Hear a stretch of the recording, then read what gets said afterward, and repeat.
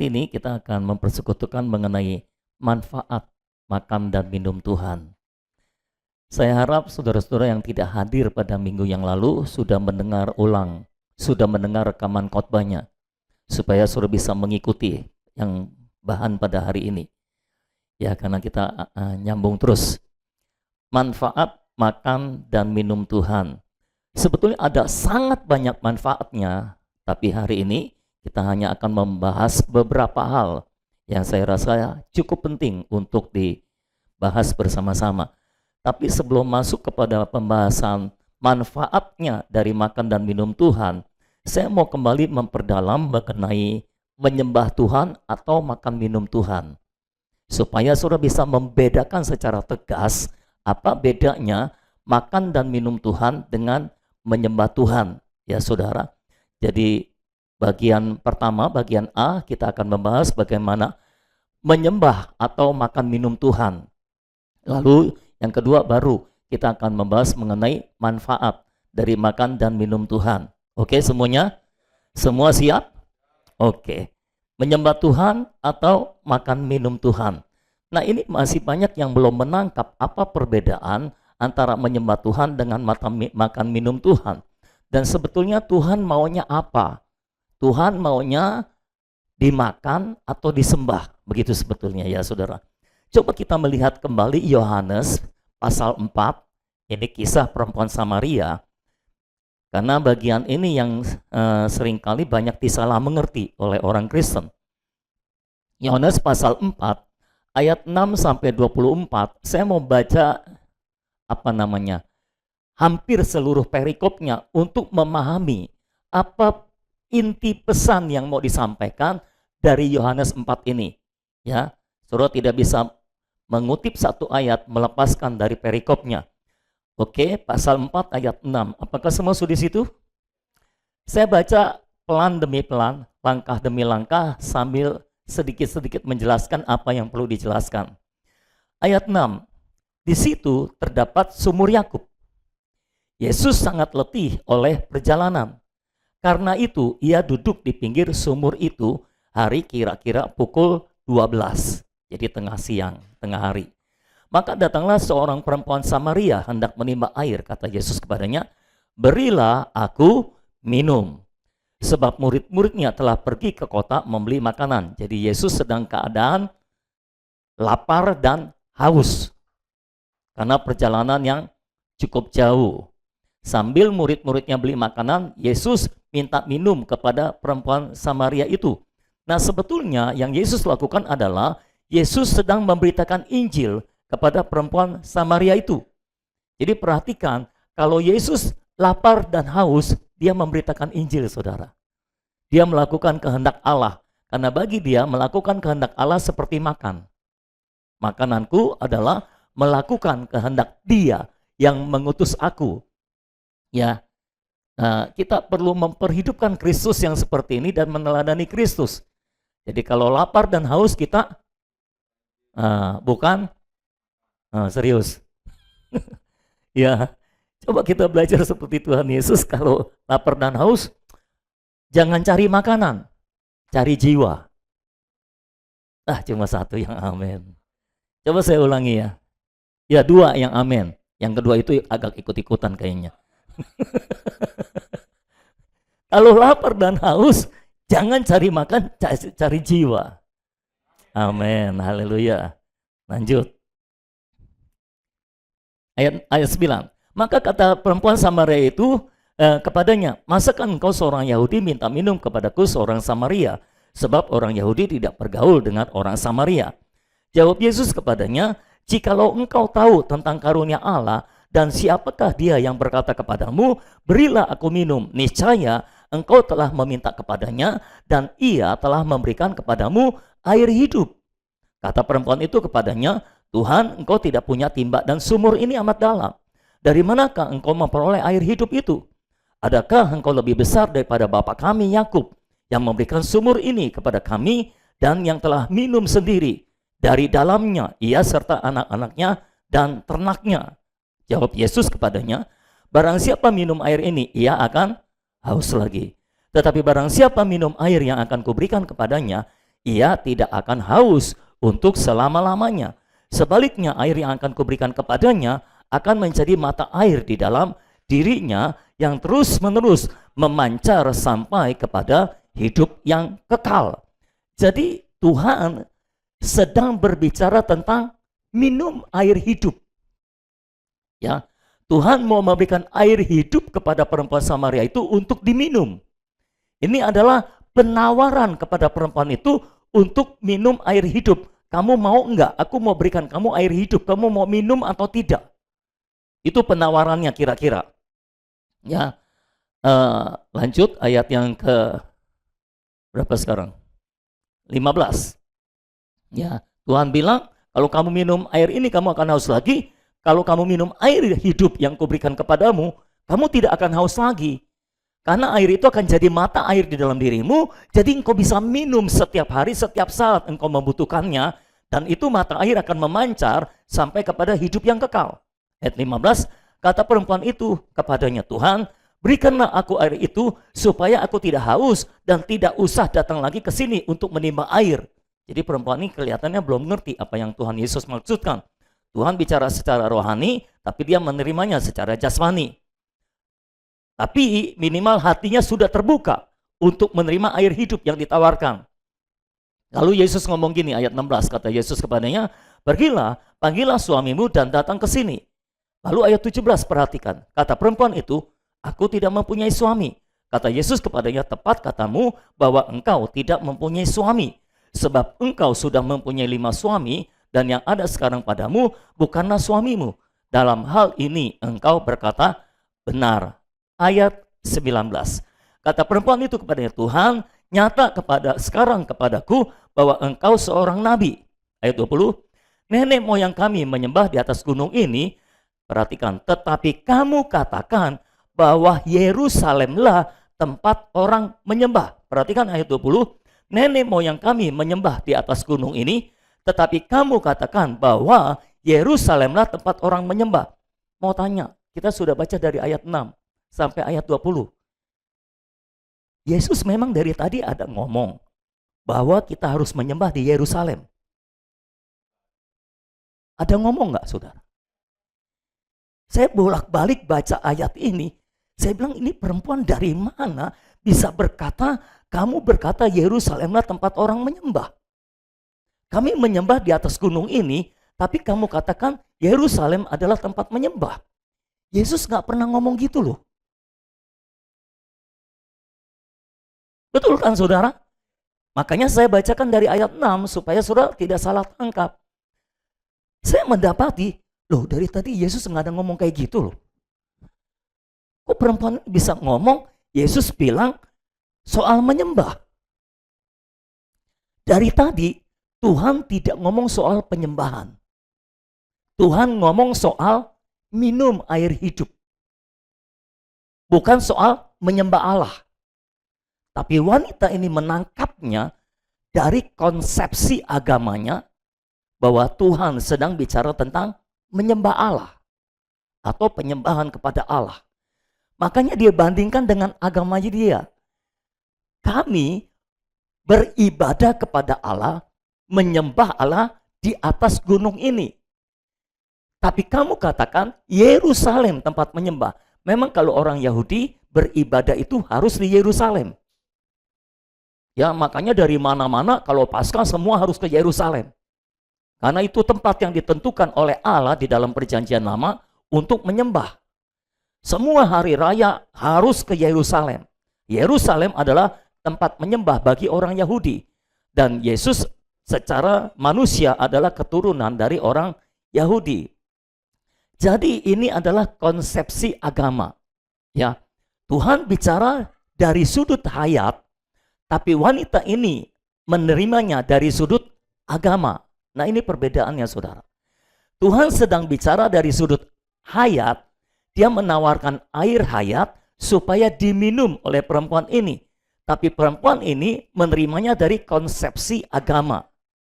Ya, itu sebabnya dia bicara tentang tempat untuk menyembah.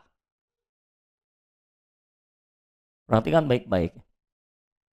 Yesus bicara dari sudut hayat, perempuan ini menangkap dari sudut agama. Dan itu terjadi hari-hari ini. Perhatikan baik-baik. Kalau saudara mau mencoba ngetes, saudara bicara kepada orang beragama, dalam hal ini beragama Kristen, tentang makan minum Tuhan. Coba lihat respon mereka, reaksi mereka. Biasanya ketika kita bicara tentang kamu harus makan Tuhan, kamu harus minum Tuhan, pertama reaksi mereka adalah, masa Tuhan dimakan?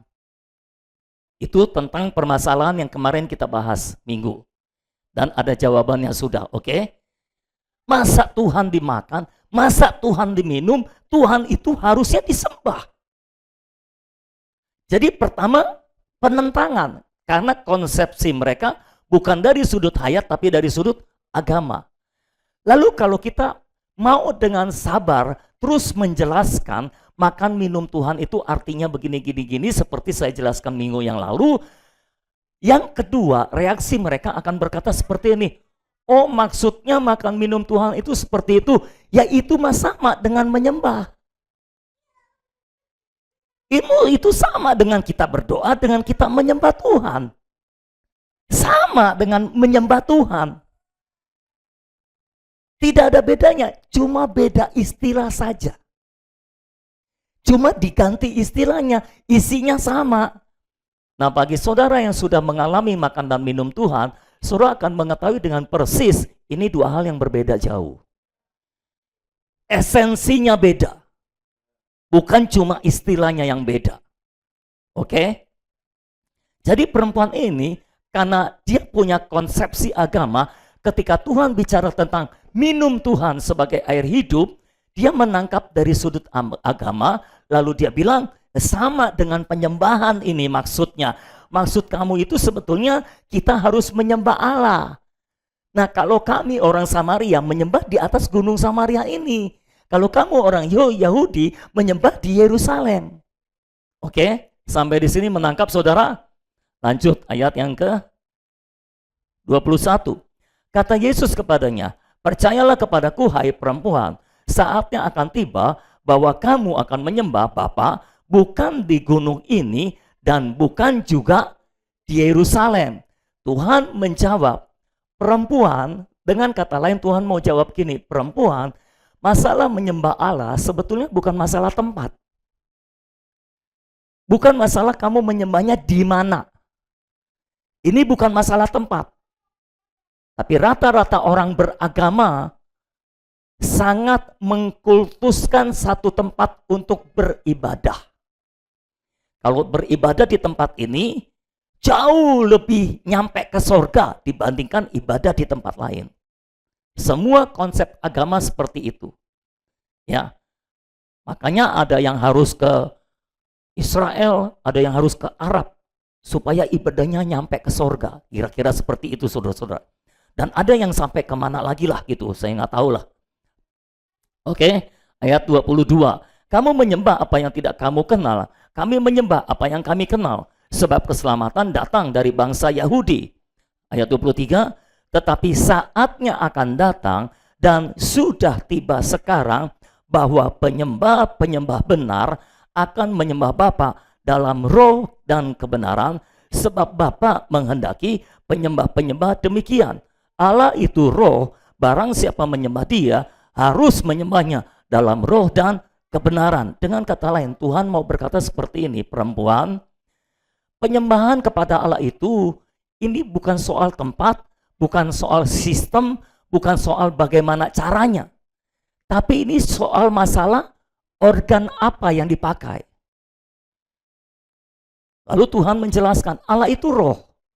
Kalau kamu mau menyembah Allah, harus menyembahnya dalam roh dan kebenaran. Roh yang pertama kecil, artinya roh manusia, ya kan? Dalam roh dan kebenaran.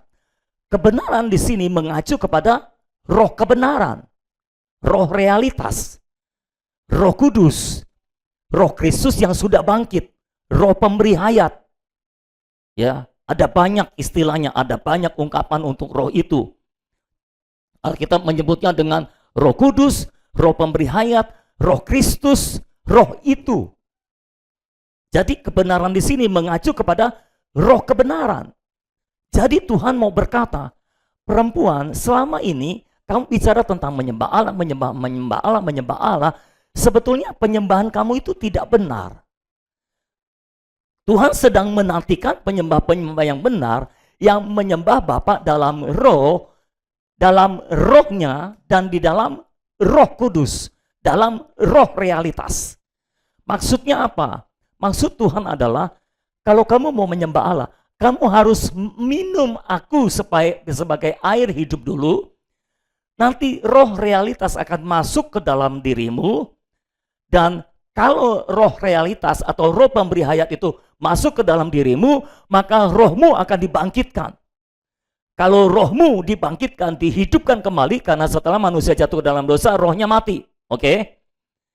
Kalau rohmu sudah hidup, baru engkau bisa pakai rohmu itu yang sudah berbaur dengan roh kebenaran, berbaur dengan roh pemberi hayat, berbaur dengan Roh Kudus itu, roh realitas itu, baru rohmu yang sudah berbaur dengan roh kebenaran itu bisa menyembah Allah.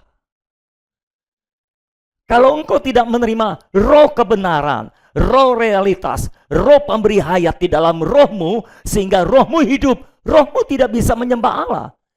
Itu sebabnya selama ini engkau meributkan soal kita harus menyembah di mana.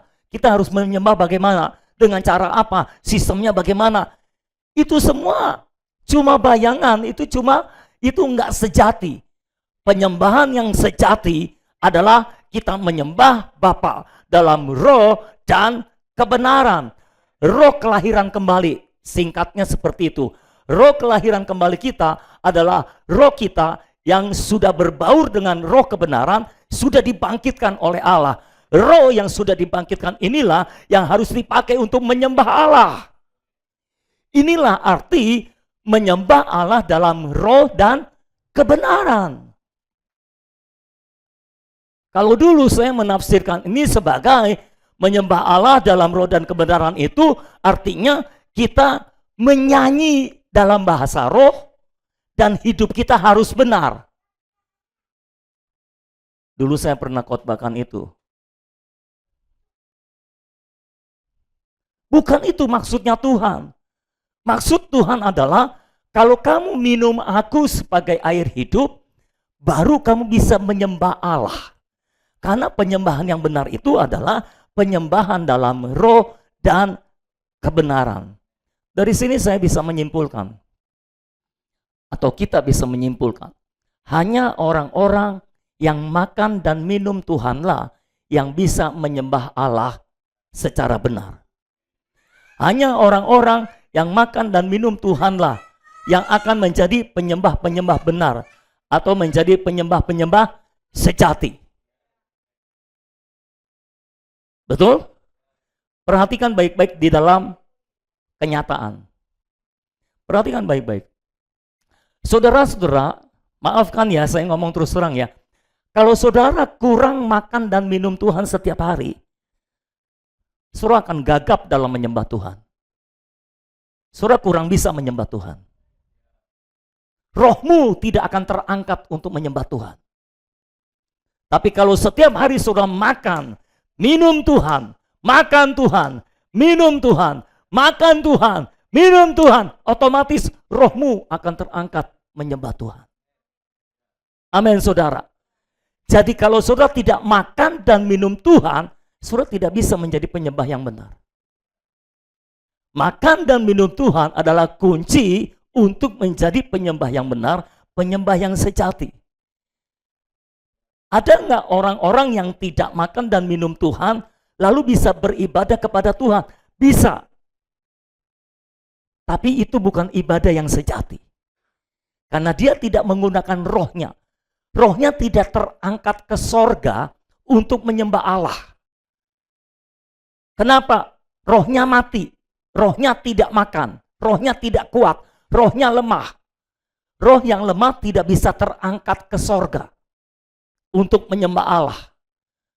Roh yang tiap hari dikasih makan baru bisa menyembah Allah. Ingatkah saudara waktu pertama kita lahir kembali? Mungkin ada orang-orang yang rajin ke gereja, tiap minggu rajin ke gereja, tapi belum lahir kembali. Nah itu penyembahannya palsu. Penyembahannya tidak benar, penyembahannya tidak sejati karena dia belum punya roh kelahiran kembali, roh manusia yang sudah berbaur dengan roh kebenaran yang dibangkitkan untuk bisa terangkat ke sorga menyembah Allah. Jelas ya saudara-saudara? Ya. Tapi sekali waktu dia mengalami kelahiran kembali. Saya nggak tahu ada nggak di antara saudara yang mengalami itu. Dia sudah lama ke gereja sebetulnya tapi belum dilahirkan kembali. Sekali waktu hatinya terbuka, Roh Kudus masuk di dalam hidup dia dilahirkan kembali, saat itu rohnya terangkat ke sorga. Otomatis dia menyembah Allah. Betul nggak saudara? Saudara tidak bisa menyembah Allah dengan roh yang cuma bisa ada di bumi tapi nggak terangkat ke sorga. Tapi roh saudara hanya bisa terangkat ke sorga kalau diberi makan dan diberi minum. Kalau setiap hari saudara makan Tuhan, minum Tuhan, makan Tuhan, minum Tuhan, otomatis saudara akan menjadi penyembah Allah. Ya. Saya nggak tahu saudara mengalami atau tidak, tapi saya mengalaminya. Dulu hari Minggu saya menyembah Allah.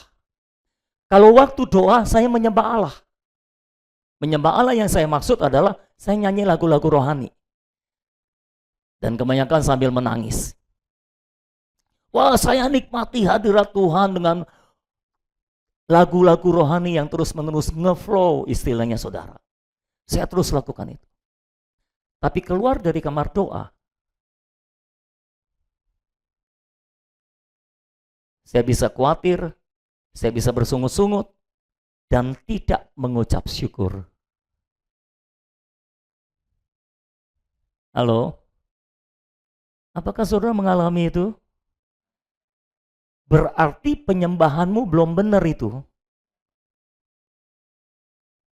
Tapi kalau setiap hari engkau makan Tuhan, minum Tuhan, makan Tuhan, minum Tuhan, setiap saat engkau menghirup Tuhan, engkau menghirup Tuhan, engkau menerima Tuhan, engkau menyerap Tuhan ke dalam dirimu, terus menyerap Tuhan, otomatis rohmu selalu dalam keadaan terangkat. Dan tanpa disuruh menyanyi, tanpa disuruh memuji, tanpa disuruh menyembah, keluar puji-pujian dari mulutmu.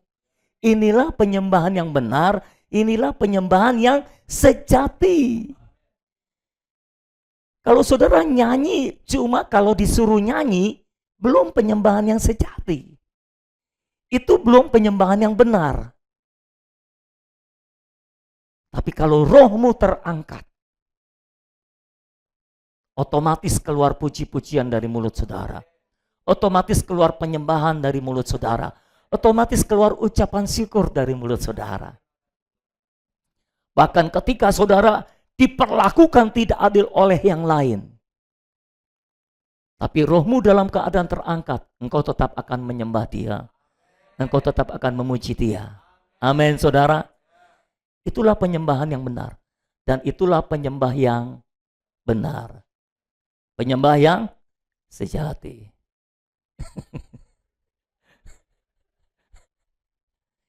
Itulah penyembah yang sejati. Inilah maksud dari Yohanes 4 ayat 24. Jadi saya ulangi, perhatikan baik-baik.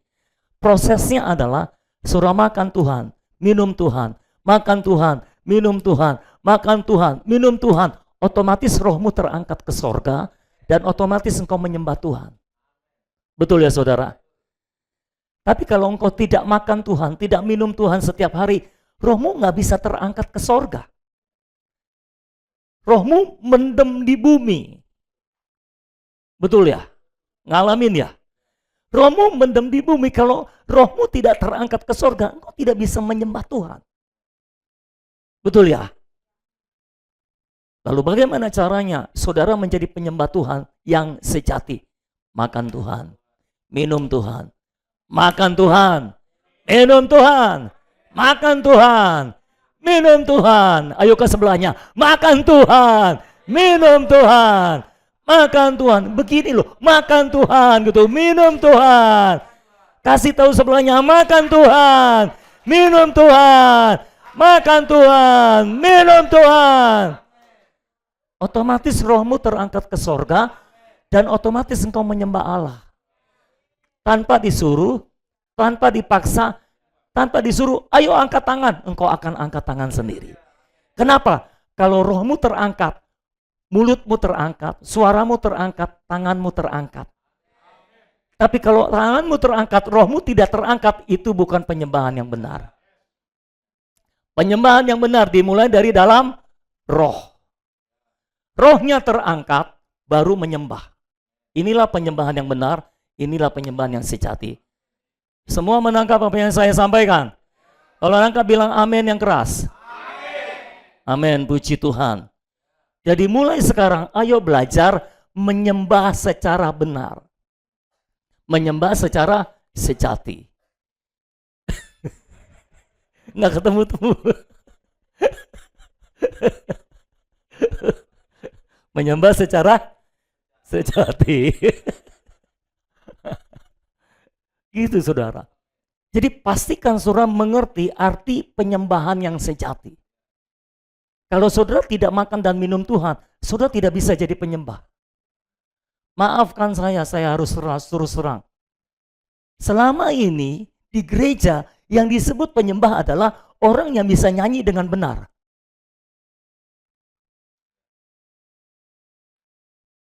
Dan orang yang bisa nyanyi terus-menerus itulah penyembah.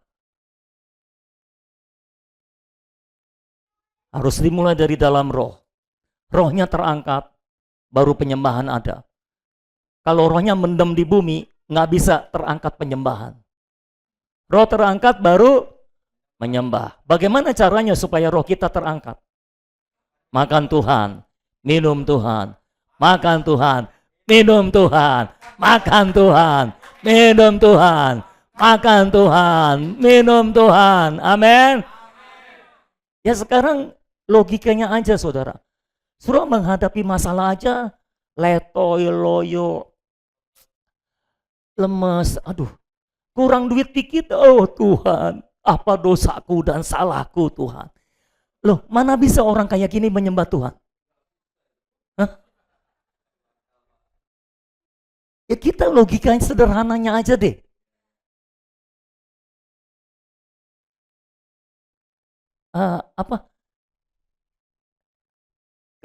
Keadaan sedikit tidak berbeda dengan harapan, panik. Dalam keadaan panik masuk gereja menyembah Tuhan. Mana bisa orang panik menyembah Tuhan? Hah?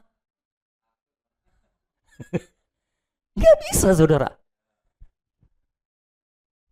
Betul nggak? Ini realitasnya. Selama ini orang-orang Kristen banyak menyembah cuma dalam bayangan saja. Tapi ayo hari ini kita masuk dalam realitas penyembahan yang sejati. Bagaimana realitas penyembahan yang sejati? Makan Tuhan, minum Tuhan, makan Tuhan, minum Tuhan. Wah, hari ini harusnya nggak ada yang tidur nih. Karena dibangunin terus saudara. Makan Tuhan, minum Tuhan, makan Tuhan, minum Tuhan, makan Tuhan, minum Tuhan. Baru rohmu akan terangkat, baru ada penyembahan. Kalau roh tidak terangkat, nggak mungkin ada penyembahan. Jelas ya saudara? Oke, yang kedua, soal menyembah atau makan. Yang kedua, Tuhan sendiri lebih ingin dimakan daripada disembah. Ya, jadi Tuhan lebih ingin dimakan daripada disembah. Coba kita lihat Yohanes 6 ayat 14 sampai 15. Haleluya. Ayat 14 sampai 15. Sudah di situ semua? Ketika orang-orang itu melihat mujizat yang telah diadakannya, ini adalah Tuhan baru membuat mujizat 5 roti 2 ikan bisa memberi makan 5.000 orang dan lebihnya 12 bakul. Haleluya. Puji Tuhan. Ketika orang itu melihat mujizat yang telah diadakannya, mereka berkata, dia ini adalah benar-benar nabi yang akan datang ke dalam dunia. Karena Yesus tahu, perhatikan ayat 15, Karena Yesus tahu bahwa mereka hendak datang dan hendak membawa dia dengan paksa untuk menjadikan dia raja. Ia menyingkir pula ke gunung seorang diri. Jadi ketika dia bikin mujizat, orang bilang, ini benar-benar nabi bisa bikin mujizat. Ini orang luar biasa.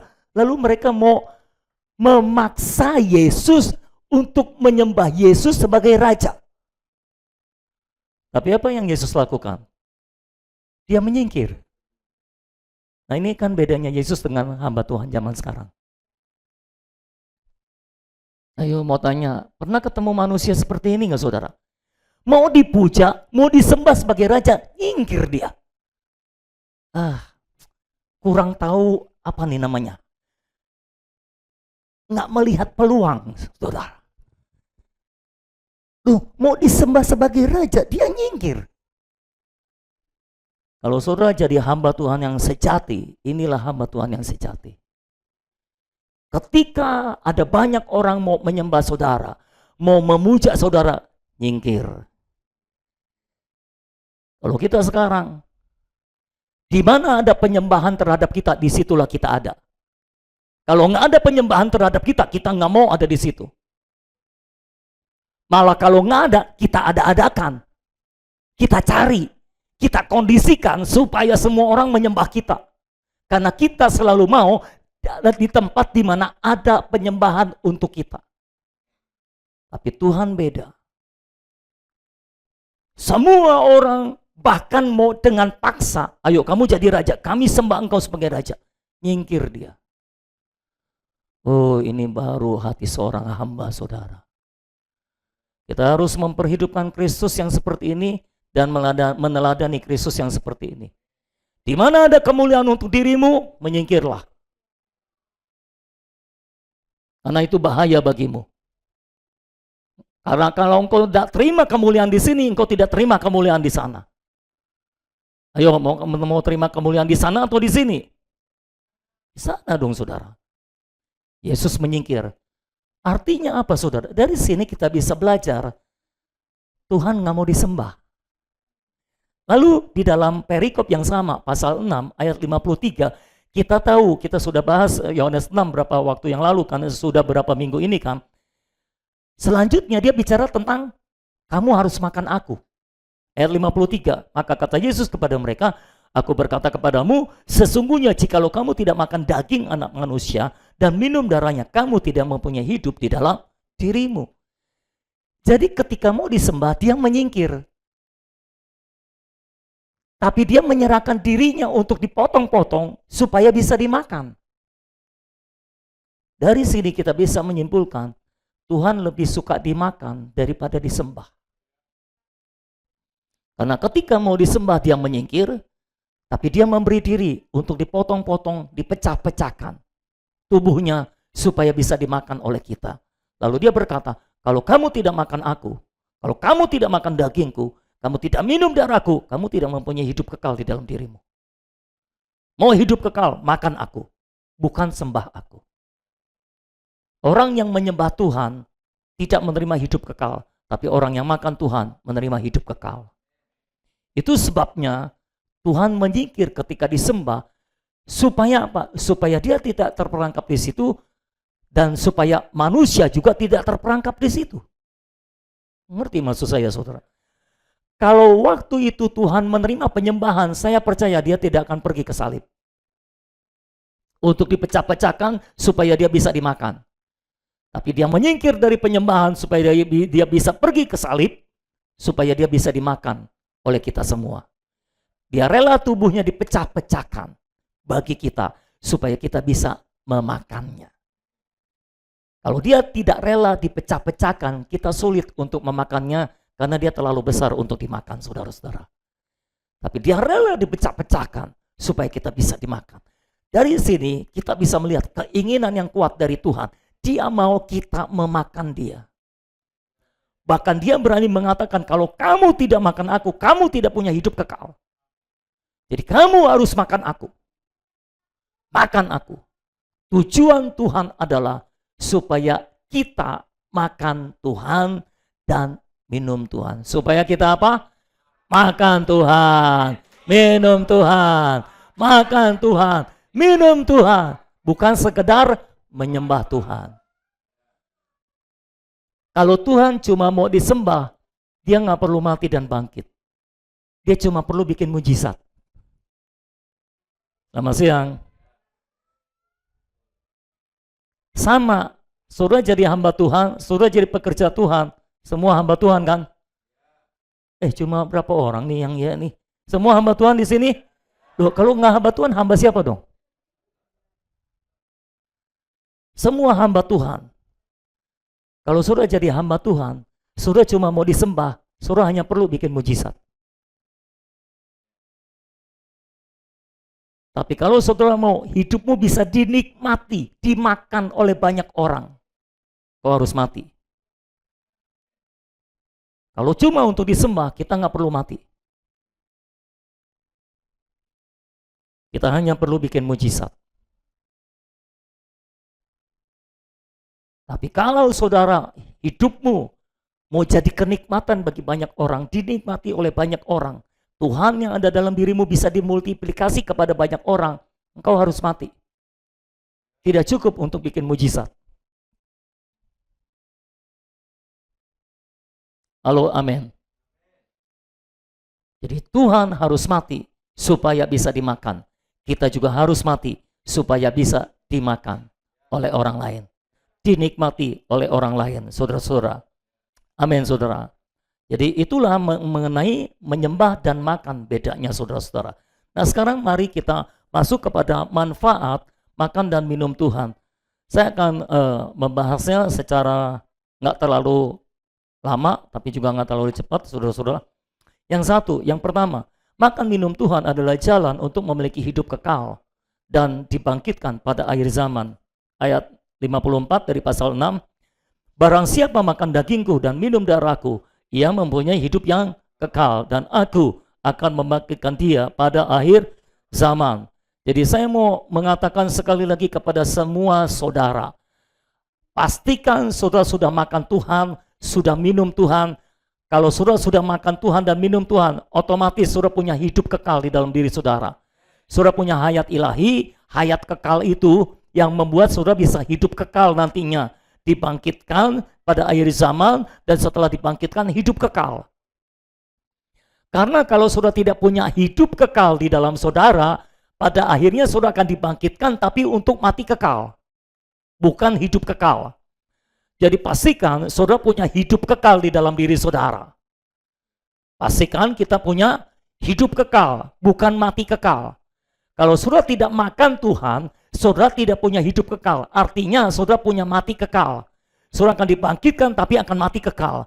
Tapi kalau saudara punya hidup kekal, saudara akan dibangkitkan dan hidup kekal di akhir zaman. Saudara mau hidup kekal atau mati kekal? Hidup kekal. Apakah semua mau hidup kekal? Kalau saudara mau hidup kekal, pastikan engkau makan Tuhan, minum Tuhan. Amin, saudara. Makan Tuhan, makan dagingnya, minum darahnya. Itu untuk penebusan, saudara-saudara. Pastikan saudara sudah percaya kepada dagingnya yang sudah dipecah-pecahkan bagi saudara, percaya kepada darahnya yang sudah dicurahkan untuk saudara, dan saudara makan dagingnya, minum darahnya. Artinya saudara menerima karya penebusan Kristus di kayu salib. Engkau menerima ke dalam dirimu, engkau berkata, ya Tuhan, aku percaya engkau sudah menebus hidupku dari semua dosa. Aku makan engkau, aku menerima engkau, aku menerima semua karya penebusanmu, aku menerima engkau ke dalam diriku, dan aku dibangkitkan pada akhir zaman, dan aku memiliki hidup kekal sekarang. Itulah orang lahir baru. Jadi orang dibaptis belum tentu sudah makan Tuhan, sudah minum Tuhan, dan sudah lahir baru. Itu sebabnya pastikan saudara makan Tuhan dan minum Tuhan. Sehingga saudara sudah dilahirkan kembali, ya, sudah mengecap Tuhan dan sudah mengecap karya penebusan Kristus di kayu salib. Saudara benar-benar melihat visi itu bahwa Tuhan sudah mati bagi dirimu, dan karena dia mati, engkau hidup. Kalau dia tidak mati, dia cuma bikin mujizat, engkau tetap mati. Tapi puji Tuhan, dia bukan cuma bikin mujizat, Dia mati dan itu sebabnya kita hidup. Amin saudara. Puji Tuhan, bilang puji Tuhan.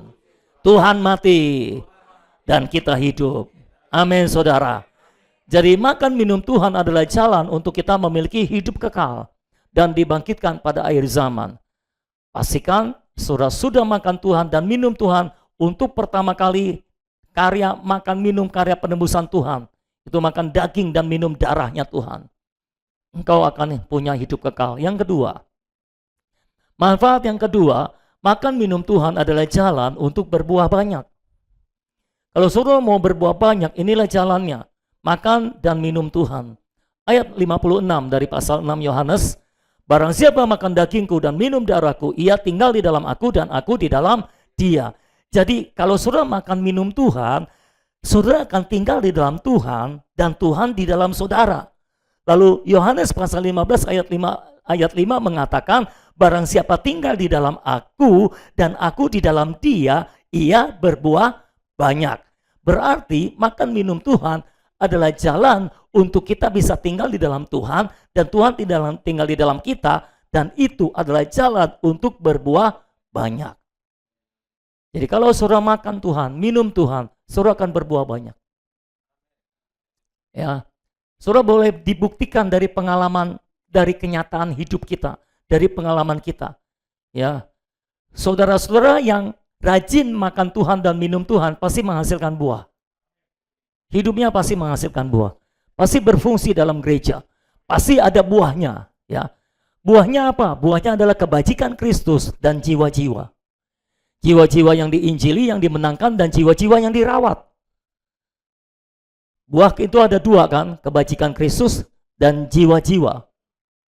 Ya, ini adalah ekspresi Kristus. Kebajikan Kristus adalah ekspresi Kristus yang keluar dari hidup kita, berupa kebajikan Kristus, dan jiwa-jiwa adalah ekspresi Kristus yang keluar dari hidup kita lalu masuk ke orang lain. Itulah jiwa-jiwa. Itulah ekspresi Kristus dan itulah buah. Nah, kalau saudara banyak makan Tuhan dan minum Tuhan, saudara pasti berbuah banyak. Akan ada kebajikan Kristus yang keluar dari hidup saudara yang bisa dinikmati oleh orang banyak. Dan akan ada jiwa-jiwa yang saudara menangkan dan saudara rawat untuk menjadi dewasa di dalam Tuhan. Ya. Saudara boleh buktikan, saudara yang belum menghasilkan buah pasti kurang makan, kurang minum. Kurang makan Tuhan, kurang minum Tuhan. Kalau banyak makan Tuhan, banyak minum Tuhan, pasti berbuah. Karena kalau ketika kita makan Tuhan, maka kita tinggal di dalam Dia, Dia tinggal di dalam kita. Coba saya cek, saudara. Kita tinggal di dalam Dia dulu atau Dia tinggal di dalam kita dulu? Nah, kita tinggal di dalam Dia dulu atau Dia tinggal di dalam kita duluan? Hah? Dia tinggal di dalam kita. Siapa yang ngepro sama Dia tinggal di dalam kita dulu? Oh ya, 1-2 orang angkat tangan, yang lainnya nggak berani angkat tangan. Siapa yang bilang kita tinggal di dalam Tuhan dulu, baru Dia tinggal di dalam kita? 1 tangan terangkat dan semua orang tidak mengangkat tangan. Karena nggak berani angkat tangan dan karena nggak tahu yang mana yang benar. Yang benar adalah kita tinggal di dalam Tuhan dulu, baru Tuhan tinggal di dalam kita.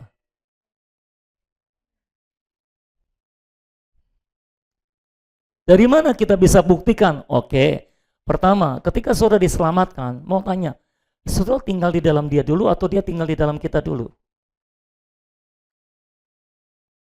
Ya. Waktu diselamatkan.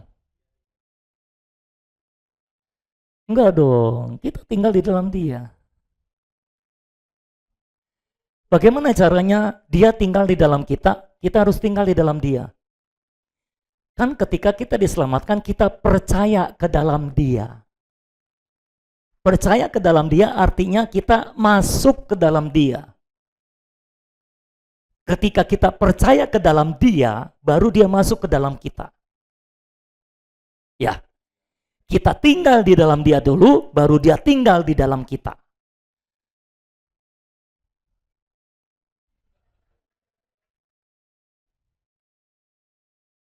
Waktu saudara pertama kali lahir baru diselamatkan, saudara kan percaya ke dalam dia. Jadi kan kalau bahasa Indonesia tidak terjemahnya percaya kepada dia. Sebetulnya arti aslinya adalah percaya ke dalam dia. Percaya ke dalam dia artinya kita masuk ke dalam dia. Kalau saudara tidak masuk ke dalam dia, saudara tidak bisa diselamatkan. Saudara harus masuk ke dalam dia, baru dia bisa masuk ke dalam saudara. Karena saudara percaya ke dalam dia, maka dia masuk ke dalam saudara. Percaya kan artinya saudara masuk ke dalam dia. Nah, sehari-hari sama. Saudara harus tinggal di dalam dia, baru dia tinggal di dalam kita. Jadi setiap hari, saudara harus datang dan tinggal di dalam dia. Oke? Percaya ke dalam dia. Itu sebabnya percaya ke dalam dia artinya menerima dia ke dalam kita. Selamat siang semuanya. Percaya ke dalam dia artinya menerima dia ke dalam kita. Dengan kita percaya ke dalam dia, kita menerima dia ke dalam kita. Itu sebabnya percaya ke dalam dia artinya kita menerima dia ke dalam kita. Jadi kita masuk ke dalam dia masuk ke dalam kita tinggal di dalam dia tinggal di dalam kita. Ya. Kalau saudara tidak tinggal di dalam Tuhan setiap hari dengan makan dan minum Tuhan, Tuhan tidak bisa tinggal di dalam saudara. Dan kalau Tuhan tidak tinggal dalam saudara, saudara tidak bisa berbuah. Itu sebabnya penting untuk saudara makan dan minum Tuhan secara teratur, dan bukan hanya secara teratur, sebanyak-banyaknya. Makan minum Tuhan setiap saat. Hirup dia setiap saat. Amin. Setiap saat, setiap waktu. Ayo doa. Oh Tuhan, aku menghirup Engkau. Ingat, dengan berkontak dengan Tuhan, saudara menerima penyalurannya. Ya, ingat minggu lalu saya kasih contoh sumber listrik. Kalau saudara berkontak dengan sumber listrik, apa yang terjadi? Iya, artinya setrum itu apa? Saudara menerima penyalurannya. Allah itu sumber segalanya, lebih kuat daripada sumber listrik. Kalau saudara berkontak dengan dia, saudara akan menerima penyalurannya. Pasti. Tapi pastikan yang berkontak dengan dia adalah roh saudara, bukan jiwa saudara. Kalau saudara berkontak dengan jiwa saudara, dengan Tuhan, nggak nyambung. Nah, istilah wahyu nggak nyambung. Jiwa nggak bisa nyambung dengan roh. Roh harus dengan roh baru nyambung. Kalau saudara berkontak dengan roh saudara, dengan Tuhan, roh saudara berkontak dengan rohnya Tuhan, pasti ada penyaluran. Pak, kok saya berdoa tapi nggak ada penyaluran? Mungkin kau berdoa bukan dengan rohmu. Gunakan rohmu ketika berkontak dengan Tuhan, maka pasti ada penyaluran. Amin, saudara. Saudara datang untuk tinggal di dalam dia, maka otomatis dia akan tinggal di dalam saudara. Ketika saudara percaya ke dalam dia, saudara pasti menerima dia. Karena percaya ke dalam dia artinya kita menerima dia ke dalam kita. Itulah makan. Itulah proses makan. Kira-kira seperti itu. Jadi dekat makan dan minum Tuhan, ya, kalau saudara masih bingung, udah aminkan dulu aja deh. Makanya tangkapnya dengan roh, nanti baru diterangi kepikiran gitu loh saudara. Jangan berusaha mikir. Ya pikiranmu nggak nyampe untuk ngerti perkara-perkara Allah. Rohmu yang bisa menangkap perkara-perkara Allah. Oke? Di dalam perkara Allah, ingat kita harus menerima dulu, baru mengetahui. Dan baru mengerti. Jangan berusaha mengerti dulu, baru menerima. Terima dulu, baru bisa nangkap pewahyuan. Saudara mengetahui di dalam roh, baru bisa menerima dalam pikiran. Nah, sebetulnya ini nomor berikutnya, saudara sih saya jadi keduluan tuh. Jadi, makan minum Tuhan adalah jalan untuk kita tinggal di dalam dia, dan dia tinggal di dalam kita. Dan dengan demikian kita berbuah banyak. Itu sebabnya penting untuk kita makan dan minum Tuhan. Saudara yang tidak berbuah, tidak ada kebajikan Kristus yang muncul dari dirimu.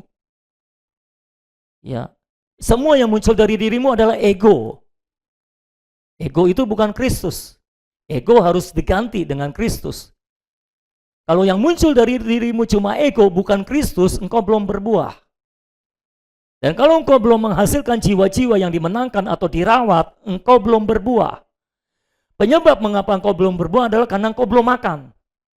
Kalau engkau makan Tuhan, minum Tuhan setiap hari, setiap saat, maka engkau akan tinggal di dalam dia, dia akan tinggal di dalammu, dan engkau akan menghasilkan buah yang banyak. Amin, saudara. Yang keempat, makan minum Tuhan adalah jalan untuk menerima wahyu dan terang. Nah, ini yang saya maksud tadi. Makan minum Tuhan adalah jalan untuk menerima wahyu dan terang. Ayat 67 sampai 69 dari Yohanes pasal 6. Kita masih menggeluti Yohanes pasal 6, saudara. Ayat 67. Maka kata Yesus kepada ke-12 muridnya, apakah kamu tidak mau pergi juga? Jawab Simon Petrus kepadanya, perhatikan, Tuhan, kepada siapakah kami akan pergi? Perkataanmu adalah perkataan hidup yang kekal, dan kami telah percaya dan tahu. Saya tebelin itu, tapi di situnya nggak kelihatan tebel ya. Percaya dan tahunya itu harusnya ditebelin.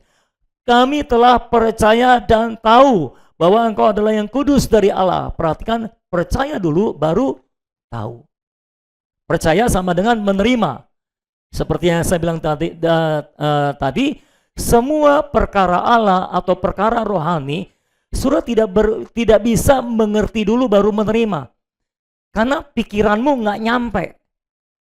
Pikiranmu nggak bisa ngerti perkara-perkara Allah yang dalam dan tersembunyi. Ya.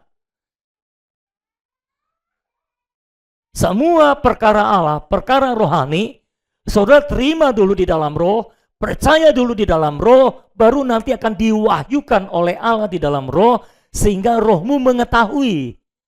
Kalau rohmu sudah mengetahui, baru bisa diterangi ke pikiran, sehingga pikiranmu mengerti.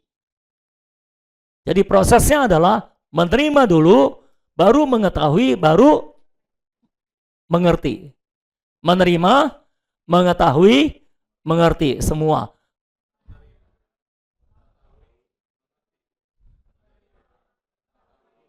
Ulang. Sambil kasih tahu di sebelahnya.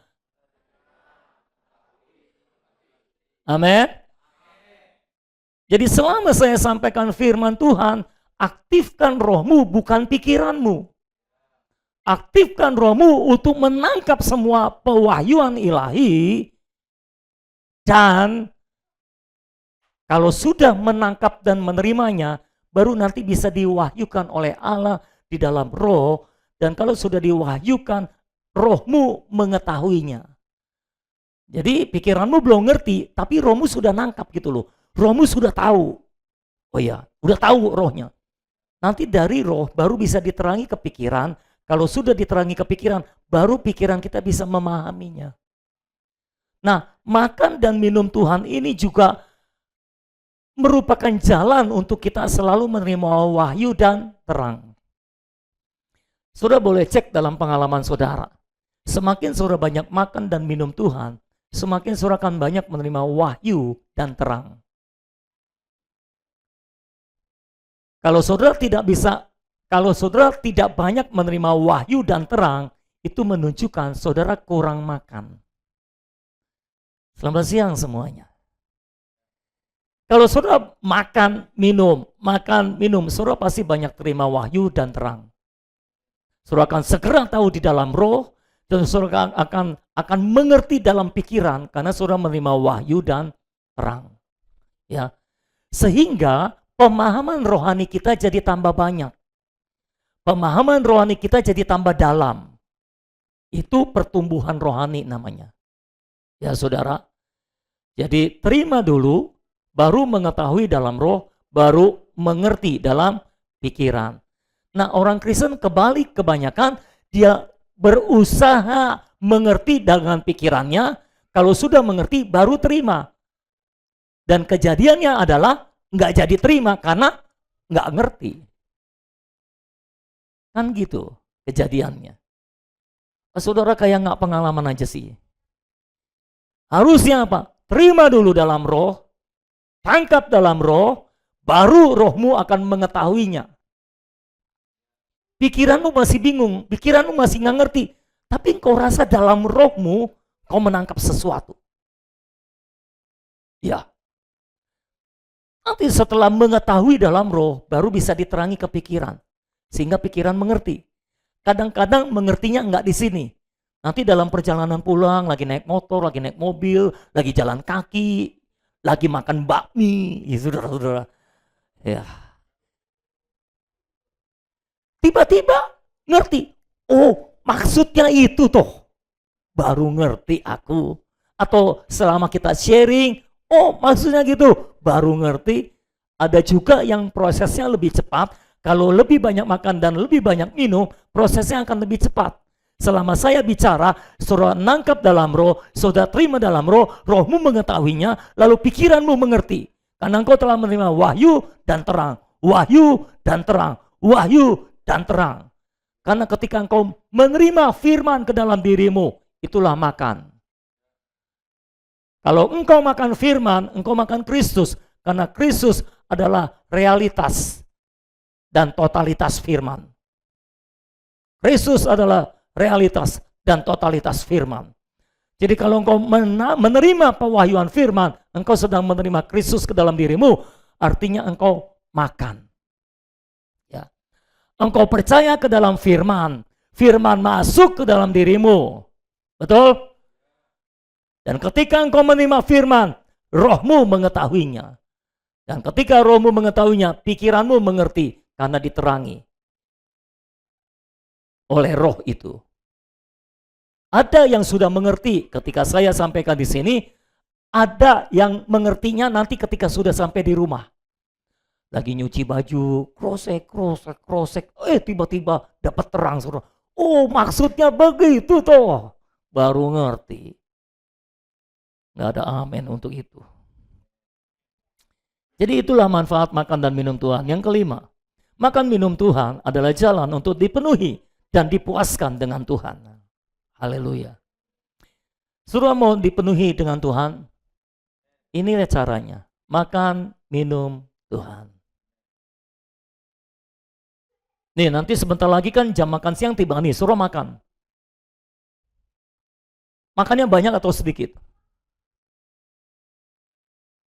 Siapa tuh yang jawab sedikit? Doni. Haleluya, puji Tuhan. Ya kalau lagi diet makannya sedikit. Tapi sering kali kalau makan dikit masih lapar. Kalau mau kenyang makannya yang banyak. Ini saya bicara rohani bukan fisik, oke? Kalau mau kenyang secara rohani makan yang banyak. Kenyang bahasa Inggrisnya I am full. Penuh. Ya. Jadi kalau sudah makan Tuhan sampai rasa kenyang, artinya saudara sudah penuh dengan Tuhan. Ya. Dipenuhi dengan makanan, artinya saudara kenyang, penuh dengan makanan. Dipenuhi dengan minuman, artinya saudara dipuaskan dengan minuman. Jadi kalau makanan biasa kita fullnya kenyang. Kalau minuman kita fullnya puas, segar. Saudara mau dipenuhi oleh Tuhan, saudara mau disegarkan oleh Tuhan, mau dipuaskan oleh Tuhan, makan Tuhan, minum Tuhan. Maka saudara akan penuh dengan Tuhan dan puas dengan Tuhan. Kalau saudara sudah puas dengan Tuhan, saudara tidak akan cari kepuasan yang lain. Saudara tidak akan cari kepuasan di tempat lain karena saudara sudah rasa puas dengan Tuhan. Amin saudara. Yang keenam, yang terakhir. Makan minum Tuhan adalah jalan untuk mengalami pengudusan. Makan minum Tuhan adalah jalan untuk mengalami pengudusan. Jadi dikuduskan itu caranya adalah kita menghirup Tuhan, kita menyerap Tuhan, lalu Tuhan Sang Kudus itu meluas ke dalam jiwa kita, ya, sehingga kekudusan digarapkan ke dalam jiwa kita. Dari dalam roh kita digarapkan ke dalam jiwa kita. Ketika Tuhan digarapkan ke dalam jiwa kita, ke dalam pikiran kita, ke dalam emosi kita, ke dalam tekad kita, maka kekudusan Tuhan juga sedang digarapkan ke dalam kita. Sehingga semakin kita makan Tuhan, lalu Tuhan digarapkan ke dalam jiwa kita, maka pikiran kita semakin kudus, emosi kita semakin kudus, halo, tekad kita semakin kudus. Beginilah caranya dikuduskan. Caranya bukan berusaha melakukan firman. Firman Tuhan bilang nggak boleh marah loh. Kemarahan manusia tidak mengerjakan kebenaran di hadapan Allah. Jangan marah, nggak boleh marah, nggak boleh marah. Lalu saudara berdoa, Tuhan, bantu aku untuk tidak marah Tuhan. Lalu setelah berdoa, saudara marah atau enggak? Masih marah? Berarti kurang berdoa. Doa lagi, Tuhan, tolong aku tidak mau marah. Bantu aku tidak mau marah. Setelah berdoa, marah enggak? Masih. Berarti kurang doa. Doa lagi. Tuhan, tolong aku tidak mau marah. Aku tidak mau marah Tuhan. Tolong aku tidak marah Tuhan. Tolong aku tidak mau marah Tuhan. Tidak mau marah Tuhan. Tuhan, kasih itu sabar. Oh Tuhan, kasih itu sabar Tuhan. Kasih itu sabar Tuhan. Ini ngomong sabar tapi nggak sabar saudara. Habis itu masih marah nggak? Masih marah juga. Berarti bukan itu jalannya. Ketika saudara berkehendak untuk berbuat baik, itulah Taurat.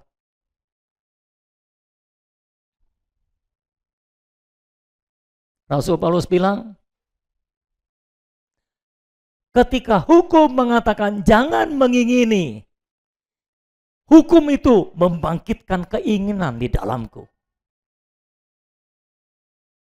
Jadi ketika saudara berkehendak untuk memperkenan Tuhan, berkehendak untuk lebih sabar, berkehendak untuk berbuat baik, saudara sedang hidup dalam Taurat. Itulah Taurat. Kita tidak dipanggil untuk hidup dalam Taurat. Mungkin nanti sekali waktu kita membahas ya, Roma pasal 7 ya. Itu pasal yang sulit dimengerti.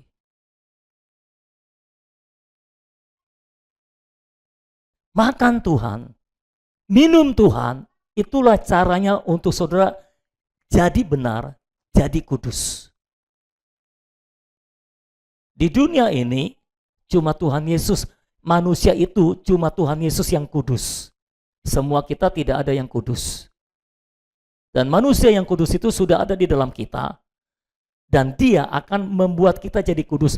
Kita hanya bisa kudus kalau Kristus digarapkan ke dalam kita.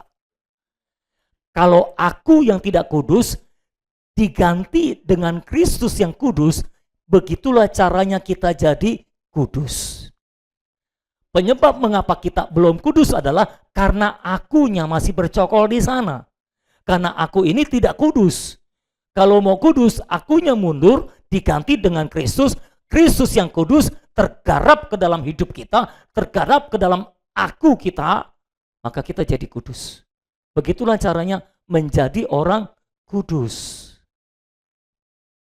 Bukan dengan cara berusaha untuk melakukan firman. Percaya deh, saudara nggak bisa melakukan firman. Omong kosong lah, kita sudah berusaha dan selalu gagal. Nggak usah ngomong jauh-jauh lah saudara. Tentang marah aja susahnya setengah mati kan. Nah, tersinggung. Siapa di sini yang nggak pernah tersinggung? Oke. Tenang dulu, jangan bilang semua dulu, belum tentu. Iya kan, kamu aja kali. Siapa di sini yang masih suka tersinggung? Angkat tangan. Tuh kan nggak ada yang angkat tangan. Oh nggak mau ngaku? Oke, diulangi. Ayo, siapa yang mau ngaku? Kalau masih suka tersinggung, angkat tangan. Oh, cuma 2 orang yang ngaku, yang lain belum ngaku. Diulangi supaya lebih banyak yang jujur gitu ya.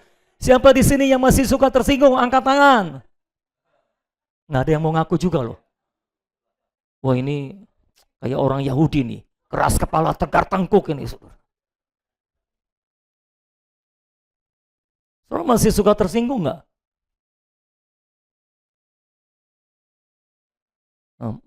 Itu juga 2 orang yang jawab. Banyak orang,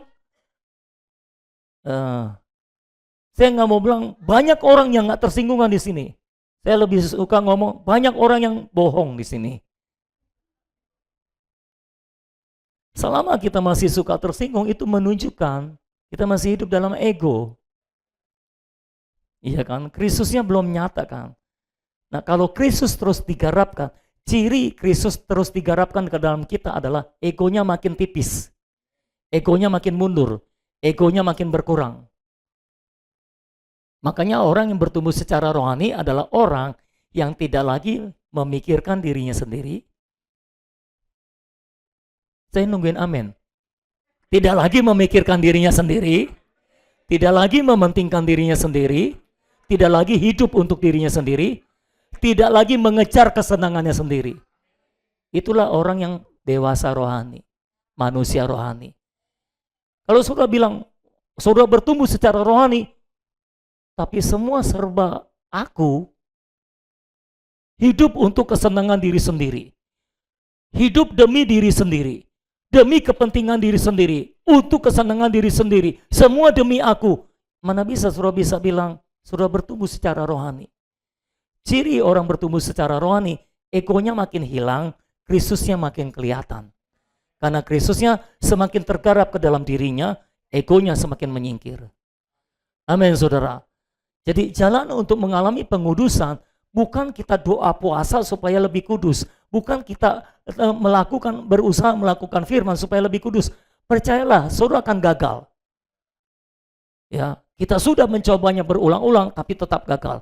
Inilah jalan hidup untuk menuju kepada pengudusan, yaitu makan Tuhan, minum Tuhan, makan Tuhan, minum Tuhan, makan Tuhan, minum Tuhan. Ayo ingatkan sebelahnya, makan Tuhan, minum Tuhan, makan Tuhan, minum Tuhan. Belum semua ingat tuh, makan Tuhan, minum Tuhan. Belum semua tuh, makan Tuhan, minum Tuhan. Semua sudah ingat?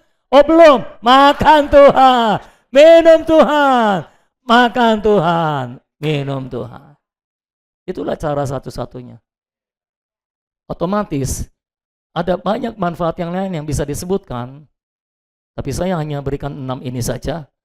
Ini yang paling penting mungkin di antara yang lain.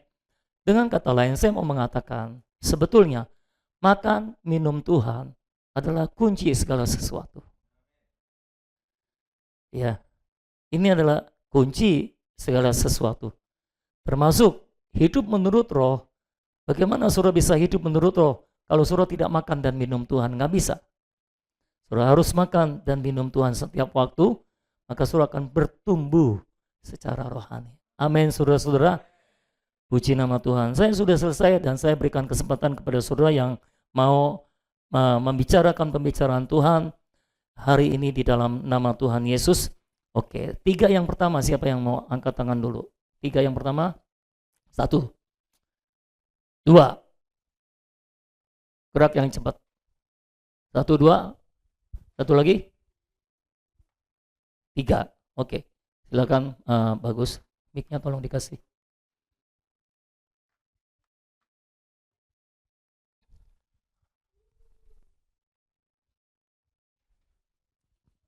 Yes. Ya. Amin. Puji Tuhan. Hari ini kita menerima berkat yang luar biasa karena ini adalah satu hal yang melepaskan kita dari konsepsi agama. Amin. Karena selama ini kita makan dan minum agama, bukan makan dan minum Tuhan. Itu yang membuat kita selalu kembali lagi menjadi Kristen kan naik turun, jatuh bangun. Dan kita merasa bahwa menjadi orang Kristen jadi gitu-gitu aja. Ya. Kita tidak mengalami kehidupan karena kehidupan hanya ada dalam Kristus. Amen. Dan ini saya bersyukur tugas kita adalah, ini saya susah nih, makan, minum. Makan, minum, itu aja. Amen. Makan, minum Kristus. Minta tolong sama yang di sebelahnya. Ya. Makan, minum Kristus, itu adalah tugas kita sehari-hari. Saya bersyukur dan yang poin 6 itu menjadikan ini saya juga sih bahwa dengan makan minum Tuhan menguduskan kita. Amin. Saya menyadari bahwa every day is holiday.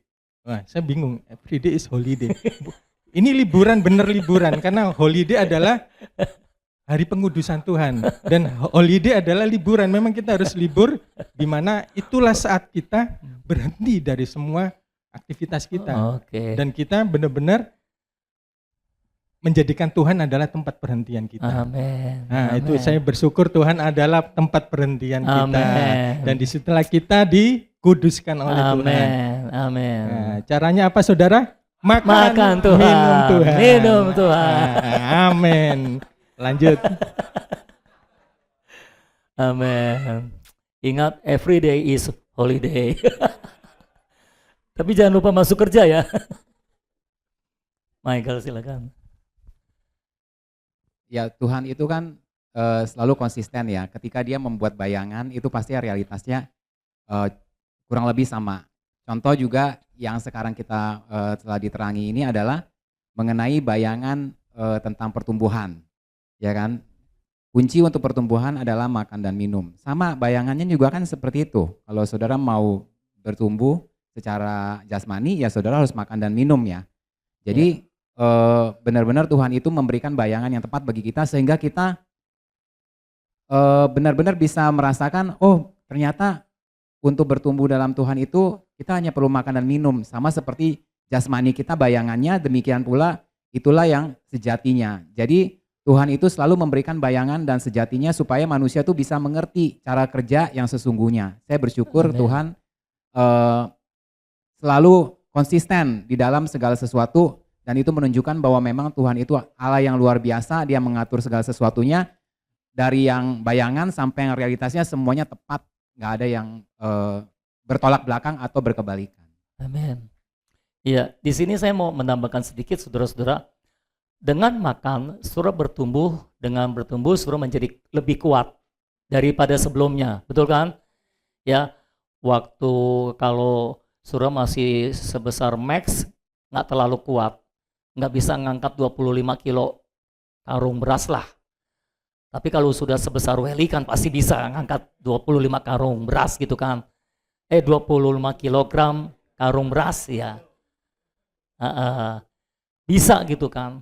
Nah dari situ kita bisa mengukur sejauh mana kita sudah bertumbuh secara rohani, sejauh mana kita sudah cukup makan dengan mengukur kekuatan roh kita untuk menanggung beban.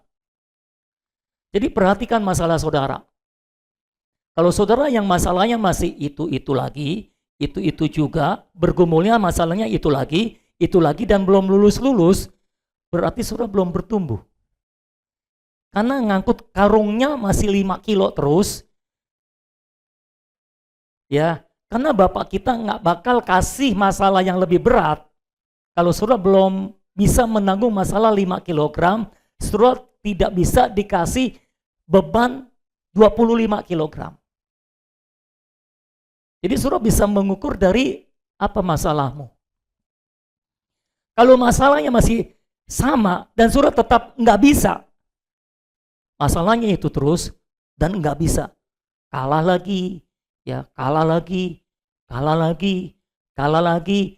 Ketika ngangkut beban itu nggak bisa ngangkut, nggak bisa menahan beban, nggak bisa menanggung beban.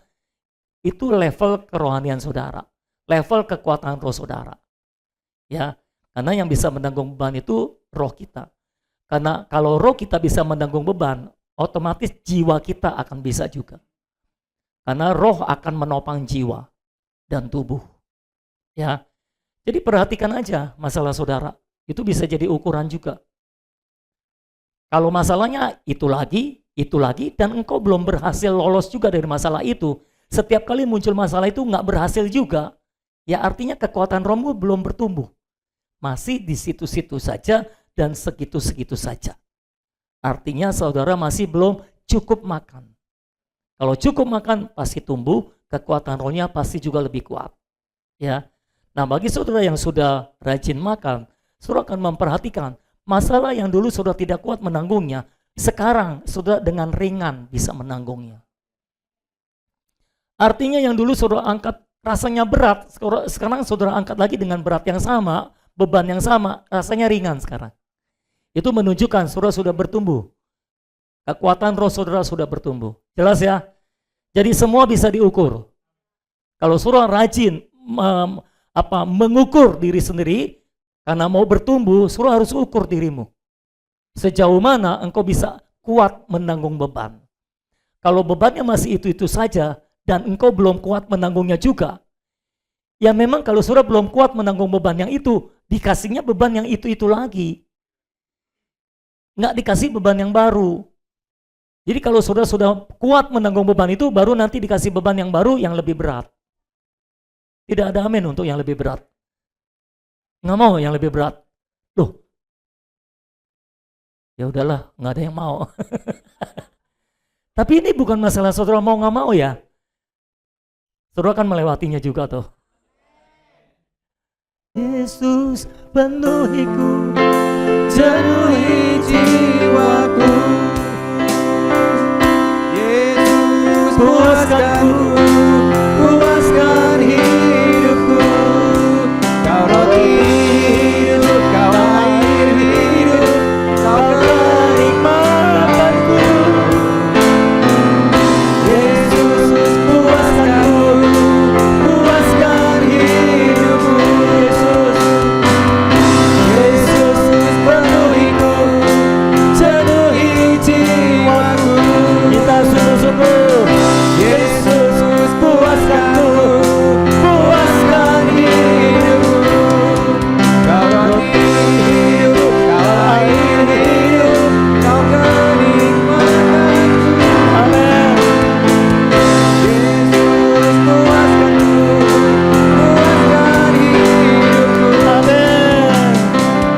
Yesus penuhiku, penuhi jiwaku. Amin. Yesus puaskanku, puaskan hidupku. Kau roti hidup, kau air hidup, kau kenikmatanku. Amin. Yesus puaskanku, puaskan hidupku. Lagi katakan, Yesus penuhiku, penuhi jiwaku. Yesus puaskanku, puaskan hidupku. Kau roti hidup, kau air hidup, kau kenikmatanku. Amin. Yesus puaskanku, puaskan hidupku. Amin. Tuhan, kami berseru kepadamu, kami rindu Engkau, kami perlu Engkau, kami ingin Engkau Tuhan. Hanya Engkau yang kami perlukan, kami tidak perlu yang lain Tuhan. Dan Engkau pun, hanya Engkau yang diberikan ke dalam hidup kami dan bukan yang lain. Engkaulah yang menjadi segala yang kami perlukan Tuhan. Kami serahkan hidup kami dalam tangan Tuhan. Kami percaya Tuhan, sejak hari ini ada banyak masalah yang akan berlalu dengan sendirinya dalam hidup kami Tuhan. Karena kami terus makan Tuhan, minum Tuhan. Terus makan Tuhan, terus minum Tuhan. Kami tahu apa yang harus kami lakukan. Kami hanya perlu makan Tuhan, minum Tuhan setiap hari, setiap saat dalam hidup kami Tuhan. Terima kasih Tuhan. Hari ini Tuhan, kami makan Engkau, kami minum Engkau sepuasnya. Kami menyerap Engkau sebanyak-banyaknya lewat perjamuan hari ini Tuhan. Terima kasih buat makanan besar, buat makanan yang berlimpah pada hari ini yang Kau berikan dalam hidup kami. Terima kasih Tuhan, kami dikenyangkan, kami dipuaskan oleh Engkau. Terima kasih Tuhan, dalam nama Tuhan Yesus, kami berdoa dan mengucapkan syukur. Semua saudara yang sudah dikenyangkan oleh Tuhan, sama-sama kita katakan, amin. Puji nama Tuhan. Beri salam satu dengan yang lainnya dengan berkata, makan Tuhan, minum Tuhan.